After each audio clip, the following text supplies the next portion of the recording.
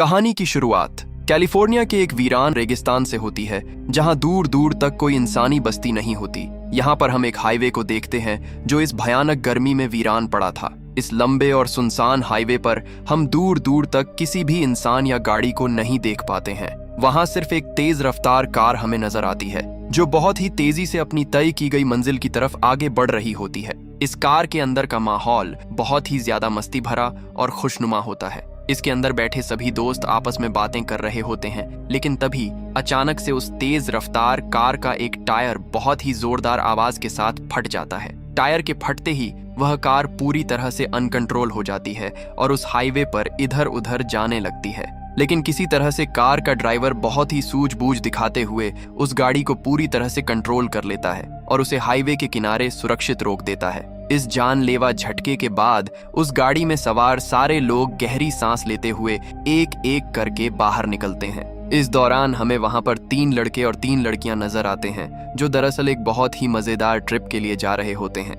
इन सभी के नाम जोडी, एरिक, जेफ, कैरन, टॉड और उसकी गर्लफ्रेंड सैरा है। ये सभी लोग जोडी की बहन की शादी में एक बहुत बड़ा सरप्राइज देने के लिए वहां जा रहे होते हैं। अब क्योंकि गाड़ी का टायर पूरी तरह से खराब हो चुका है, तो वह लोग उस कार की डिक्की में रखा हुआ अपना स्टेपनी बाहर निकालते हैं और उसको चेंज करने के काम में लग जाते हैं। यहाँ पर बाहर आने के बाद उन लोगों को इस बात का बहुत ही अच्छी तरह से पता चलता है कि इस सुनसान हाईवे पर उनके अलावा और कोई भी कार यहाँ से नहीं निकली है और वहां पर ना ही किसी भी तरह के नेटवर्क आ रहे हैं। अब सारे लोग मिलकर उस कार को ठीक करने लगते हैं। इसके बाद हम सीन में जेफ को देखते हैं जो गाड़ी का टायर चेंज कर रहा है और सारे लोग धूप बहुत तेज होने के कारण कार की दूसरी तरफ बैठकर आराम कर रहे हैं। एरिक को बाथरूम जाना होता है तो वह थोड़ी दूर झाड़ियों की तरफ चला जाता है। जब जेफ बहुत ही ध्यान से कार की स्टेपनी चेंज कर रहा होता है, तब उसे उस फटे हुए टायर से एक बुलेट मिलती है और उसे यह लगता है कि शायद किसी ने जानबूझकर दूर से निशाना लगाकर उनकी उस कार को पंक्चर किया है। हालांकि वह इस बात को अपने दिमाग में ज्यादा सीरियसली नहीं लेता,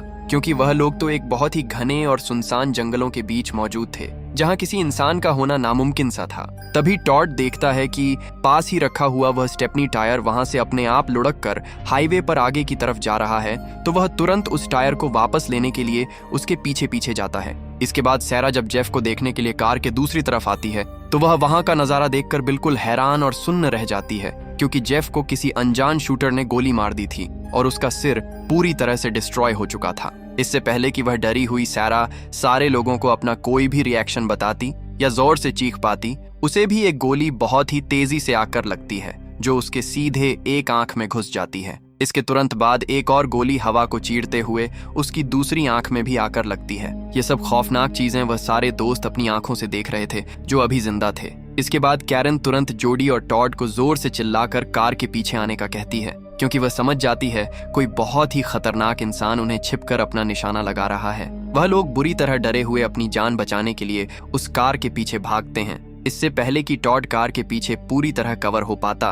उसे भी एक गोली आकर सीधा कंधे में लगती है, जिससे वह बुरी तरह से घायल हो जाता है। इधर एरिक भी अब गोलियों की भयानक आवाज सुनकर सभी लोगों के पास आने के लिए आगे बढ़ता है, लेकिन वह भी और गोलियों की आवाज सुनकर बहुत ज्यादा डर जाता है और अपनी जान बचाने के लिए वहीं पर पड़े एक बहुत बड़े पेड़ के पीछे छुप जाता है। लेकिन दूर बैठा वो शूटर अब एरिक के ऊपर भी लगातार फायर करता है। हालांकि वह पेड़ के पीछे पूरी तरह कवर होता है, इस कारण उसे गोलियां नहीं लगती और वो शूटर उसके दोस्त जो कार के पीछे बुरी तरह डरे हुए छुपे हुए हैं, वो उन पर भी गोलियां चलाता है। लेकिन गाड़ी के लोहे की वजह से तीनों लोग सेफ थे।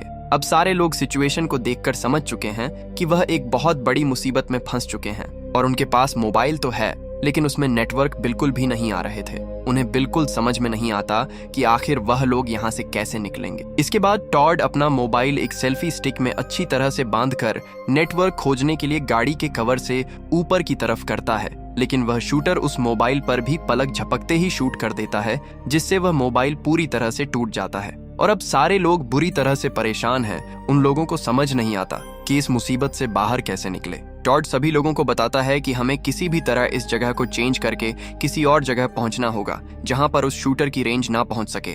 लेकिन अब वो सारे लोग समझ जाते हैं कि वह शूटर बहुत ही परफेक्ट है, जिसका निशाना बहुत अच्छा है। इस कारण जोडी उस स्नाइपर की लोकेशन जानने के लिए अपना मोबाइल का कैमरा ऑन करती है और उसे उस कैमरा से ढूंढने लगती है। इधर कैरन अपना जैकेट बाहर की ओर करती है ताकि वो शूटर उस जैकेट को उन्हीं में से एक समझकर उस पर गोलियां चलाए और जोडी उस स्नाइपर को अपने कैमरा में कैद कर ले। इस बीच टॉड कार के अंदर भी पहुंच जाता है क्योंकि कार का टायर पहले ही जेफ ने लगा दिया था। वो कार को स्टार्ट करने की कोशिश करता है, लेकिन इस बीच वह शूटर एक बार फिर से उस पर गोलियां बरसाने लगता है और किसी तरह टॉड अपनी जान बचाकर वापस कार के पीछे छिप जाता है। सैरा अपने मोबाइल में कैद की गई उस वीडियो को सभी लोगों को बताती है, जिसमें उन लोगों को पता चलता है कि वह शूटर एक ऊंचे पेड़ के ऊपर बैठकर उनके ऊपर गोलियां बरसा रहा है। लेकिन उन लोगों को समझ नहीं आता कि आखिर वह ऐसा कर क्यों रहा है। उनकी उस स्नाइपर से क्या दुश्मनी है।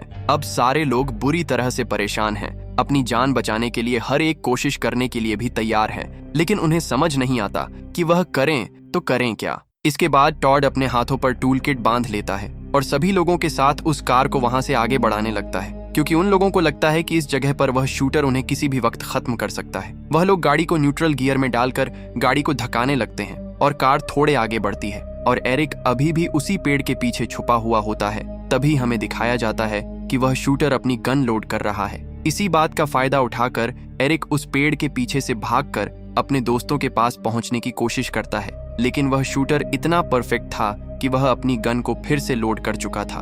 वह भाग रहे एरिक के ऊपर गोलियां चलाने लगता है। एक गोली उसके पैर में लगती है, लेकिन वह अभी भी हिम्मत नहीं हारता और वहां से अपने दोस्तों की तरफ आगे बढ़ता है। लेकिन वह शूटर दूसरी गोली उसके दूसरे पैर पर मारता है, जिससे वह बुरी तरह से घायल हो जाता है, लेकिन वह अभी भी हार नहीं मानता। इस बार शूटर उसके पीठ पर शूट करता है, जिससे वह वहीं बेहोश होकर गिर जाता है। अब इसी तरह उन लोगों को बहुत टाइम हो चुका था। धूप, भूख और प्यास से वो सारे लोग बहुत ज्यादा परेशान थे। कैरन को उस कार के अंदर एक पानी की बोतल नजर आती है, जिसे वह हथौड़ी की मदद से शीशा तोड़कर बाहर निकालती है और एक एक करके सारे लोग उस बोतल में से थोड़ा थोड़ा पानी पीते हैं। वो लोग बोतल को एरिक के पास भी फेंकते हैं, जो अब होश में आ चुका है। वो जब उस बोतल से पानी पीने लगता है तो वो शूटर उसके एक हाथ पर भी गोली मार देता है। इससे एरिक की हालत और बिगड़ जाती है, वह दर्द के कारण तड़पने लगता है। इसके बाद हमें दिखाया जाता है कि टॉड अब पूरी तरह से टूट चुका है, क्योंकि वह देखता है कि उसकी गर्लफ्रेंड सैरा की डेड बॉडी को कुछ जंगली कौवे नोच नोच कर खा रहे हैं और वह यह सब नहीं देख पा रहा। वह कैरन और जोडी को बताता है कि वह सैरा से बहुत ज्यादा प्यार करता है, वह उसे इस तरह नहीं देख सकता क्योंकि वह उससे शादी करने वाला था, लेकिन अब उसके लाइफ में कुछ भी नहीं बचा है। इस कारण वह उस कार की कवर से बाहर आता है और स्नाइपर की रेंज में आ जाता है, लेकिन वह शूटर उसे शूट नहीं करता। वो सैरा की डेड बॉडी के पास जाकर उसके हाथ को अपने हाथ में रखकर एक किस करता है और उसकी डेड बॉडी के पास ही बैठ जाता है। इधर एरिक देखता है कि इस जंगल से एक खूंखार भेड़िया उसकी तरफ आगे बढ़ रहा है और उसे लगता है कि शायद वह भेड़िया उसे खत्म कर देगा, लेकिन इससे पहले कि भेड़िया उसे खत्म कर पाता, एरिक की खून बह जाने से वहीं पर मौत हो जाती है। ये सब देखकर टॉड पूरी तरह से टूट जाता है और उसे उस शूटर पर बहुत ज्यादा गुस्सा आता है। तभी वह देखता है कि उसी हाईवे पर एक कार उनकी तरफ आगे बढ़ रही है। वो उस कार को आगे न आने के लिए जोर से आवाज लगाता है, लेकिन वह स्नाइपर टॉड के ऊपर गन से फायर करने लगता है और उसे उस हाईवे से हटाने लगता है। वो कार अब बहुत ही तेजी से उनकी तरफ आगे बढ़ रही होती है और इसी बीच वो शूटर बिना कोई रहम दिखाए टॉड के सीने पर भी एक गोली मार देता है, जिससे वह अपनी गर्लफ्रेंड सैरा के पास ही गिर जाता है। इधर वह गाड़ी अब तेजी से वहां तक पहुंच जाती है। कार के अंदर हम एक फैमिली को देख पाते हैं, जिनमें एक फादर, एक मदर और एक उनकी डॉटर होती है। मदर उस कार को ड्राइव कर रही थी और हस्बैंड सो रहा होता है। हाईवे के ऊपर पड़ी लाशों को देखकर वाइफ बुरी तरह से घबराकर अपने हस्बैंड को जगाने की कोशिश करती है, लेकिन इससे पहले ही वह शूटर वाइफ के ऊपर गन से शूट कर देता है, जिससे वह कार अनकंट्रोल होकर उसी हाईवे पर पलट जाती है और कार में बैठे तीनों लोग बुरी तरह से घायल हो जाते हैं। अब वाइफ किसी तरह उस कार से बाहर निकलती है, जो बहुत बुरी तरह से घायल थी। वह अपने हस्बैंड और अपनी डॉटर को ढूंढ रही थी। इस दौरान कैरन और जोडी उसे कार के पीछे कवर लेने के लिए कहते हैं ताकि वह शूटर उसे देख ना सके, लेकिन वाइफ को कुछ भी समझ नहीं आता। इसी बीच वो शूटर वाइफ को भी खत्म कर देता है। इसके बाद हम उस हस्बैंड को देखते हैं जो कार से निकल आता है और जोडी उसे समझाती है कि वो कार के पीछे ही छुपा रहे। वह उन दोनों की बात को समझ जाता है और कार के पीछे ही छुप जाता है। वो दोनों उसे पुलिस को कॉल लगाने का कहती है ताकि उन लोगों को बचाया जा सके। वह आदमी भी ऐसा ही करता है और वह पुलिस को कॉल करने लगता है, लेकिन इस बीच वो शूटर उसकी कार की डीजल टैंक पर गोलियां बरसाने लगता है जिससे वह कार बहुत जोर से ब्लास्ट हो जाती है और आदमी भी उसी ब्लास्ट में जलकर मारा जाता है। इसके बाद हमें डॉटर को दिखाया जाता है जो घायल हाईवे के किनारे पड़ी हुई थी। अब उसे होश आ चुका है और अपने पेरेंट्स को ढूंढने के लिए वहां से उठती है, लेकिन हम देखते हैं वह शूटर उस छोटी सी बच्ची को भी अपनी गोलियों से भून देता है और इस तरह से उस लड़की की भी मौत हो जाती है। इसके बाद हम जोडी और कैरन को देखते हैं जो पूरी तरह से टूट चुकी है और उन लोगों को भी लगता है कि शायद वह शूटर उन दोनों को ही खत्म कर देगा, लेकिन कैरन ने अभी हार नहीं मानी थी। वह बताती है कि हमें रात होने का इंतजार करना चाहिए ताकि हम किसी तरह उस स्नाइपर से बचकर यहाँ से भाग सके। कैरन प्लान बनाती है और जोडी को बताती है कि हम रात के समय इस प्लान को एग्जीक्यूट करेंगे। अब रात हो जाती है। कैरन और जोडी उस प्लान को एग्जीक्यूट करने के लिए पूरी तरह से रेडी थे। कैरन कार के टायर निकालकर उसमें से ट्यूब बाहर निकालती है और कार के अंदर ही उस ट्यूब को जलाकर रख देती है ताकि चारों तरफ धुआं ही धुआं हो और वो भाग सके। वो शूटर जो अभी भी पेड़ पर बैठकर उन लोगों का रास्ता देख रहा था, उसे कुछ भी समझ नहीं आता क्योंकि चारों तरफ बहुत ही गाढ़ा धुआं फैला था। धुएं के कारण स्नाइपर को कुछ भी नजर नहीं आता। जब जोडी और कैरन दोनों इस बात का फायदा उठाकर वहां से भागने की कोशिश करने वाले थे, तभी उन लोगों को एक पुलिस ट्रक नजर आता है जो उनकी तरफ आगे बढ़ रहा था। उस ट्रक के अंदर 2 ऑफिसर और 2 स्नाइपर भी मौजूद थे, लेकिन उन लोगों को भी नहीं पता कि आखिर वो शूटर कहाँ है। इस बात से हमें पता चलता है कि उस ब्लास्ट में मारे गए उसी आदमी ने पुलिस वालों को सारी बातें मरने से पहले ही बता दी थीं।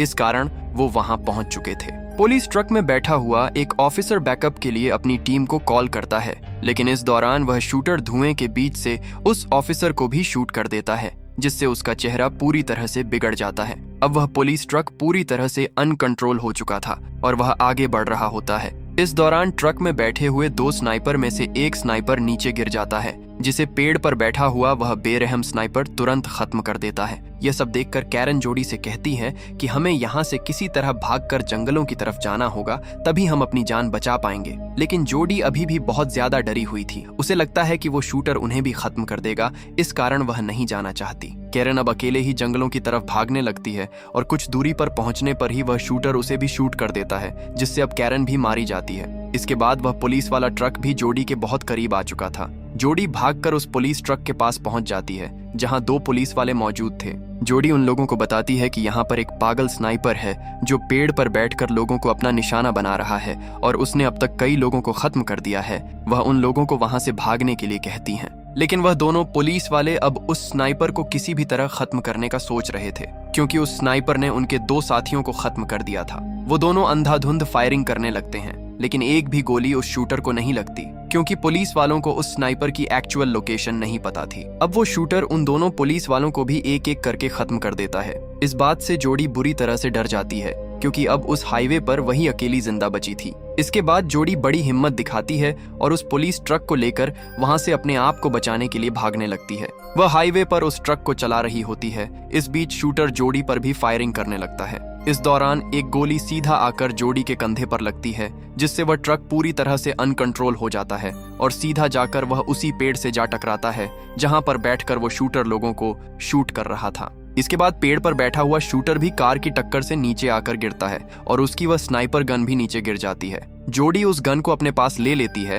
अब वह शूटर अपने हाथों में चाकू लिए जोडी को खत्म करने के लिए आगे बढ़ता है, क्योंकि उसे लगता है कि जोडी बहुत ज्यादा डरी हुई है और वह उसे उस गन से शूट नहीं कर सकती। लेकिन ऐसा नहीं था। जोडी उस गन से 3-4 गोलियां शूटर के ऊपर शूट करती है, जिससे वह वहीं जमीन पर गिर जाता है। जोडी बहुत ज्यादा गुस्से में थी। वो उसी स्नाइपर गन को उल्टा करके उस शूटर के मुंह पर जोरदार अटैक करने लगती है, जिससे उसका चेहरा बुरी तरह से बिगड़ जाता है। वह बहुत ज्यादा गुस्से में थी, क्योंकि उसने उसके सारे दोस्तों को खो दिया था और वह उस किलर को मरने के बाद भी मार रही थी। इस बीच उस स्नाइपर की ट्रिगर दब जाती है, जिससे एक गोली चल जाती है और वह सीधा जाकर जोडी के गले में लगती है, जिससे जोडी की भी वहीं पर मौत हो जाती है। और इस तरह से वहां पर आखिरी बची वो इंसान भी मौत का शिकार हो जाती है। असल में दोस्तों, वो स्नाइपर पहले यूएस आर्मी में काम करता था, लेकिन सर्विस पूरी होने के बाद उसकी दिमागी हालत खराब हो गई और वो एक साइको बनकर इसी तरह से लोगों का शिकार करने लगा। ऐसे में उसकी वजह से ये सुनसान हाईवे मौत का मैदान बन गई।